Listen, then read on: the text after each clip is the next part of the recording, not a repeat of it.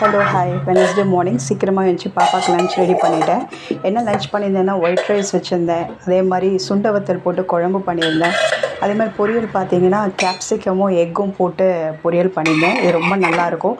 பாப்பா ஸ்கூலுக்கு லஞ்சுக்கு கேப்சிகம் எக்கில் அந்த பொரியல்லையே ரைஸ் போட்டு கிளறி கொடுத்துருங்கம்மான்னு சொன்னால் இது ரொம்ப ஹெல்த்தியான டிஷ்ஷும் கூட. ஸோ இது ரொம்ப அவளுக்கு பிடிக்கும். ஸோ அதுவே லஞ்ச் அவளுக்கு பேக் பண்ணிவிட்டேன்.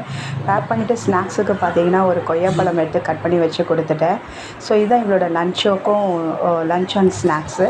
அதே மாதிரி பார்த்திங்கன்னா அவளோட பாட்டில்ஸ் எல்லாமே தண்ணி பிடிச்சிட்டு அவளோட லஞ்ச் பேக்கில் எல்லாமே ஆர்கனைஸ் பண்ணி கொடுத்துட்டேன். ஸோ அது முடிச்சதுக்கப்புறம் அவளுக்கு மார்னிங் பிரேக்ஃபாஸ்ட் பார்த்திங்கன்னா தோசை சாம்பார் வச்சு கொடுத்தேன். பாப்பா சாப்பிட்டு ஸ்கூலுக்கு கிளம்பிட்டா. ரொம்ப நாளாக ஒரு வேலை பெண்டிங்லேயே இருந்தது. என்னென்னா பால் வெட்டுற கத்திரிக்கோல் வந்து சரியாக ஷார்ப்பனாக இல்லை.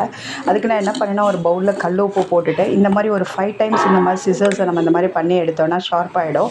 அதுக்கப்புறம் அந்த கல் உப்பை வந்து மிக்ஸி ஜாரில் போட்டு அதை நல்லா பிளெண்ட் பண்ணி எடுத்தோன்னா மிக்ஸி ஜாரும் நல்லா ஷார்ப்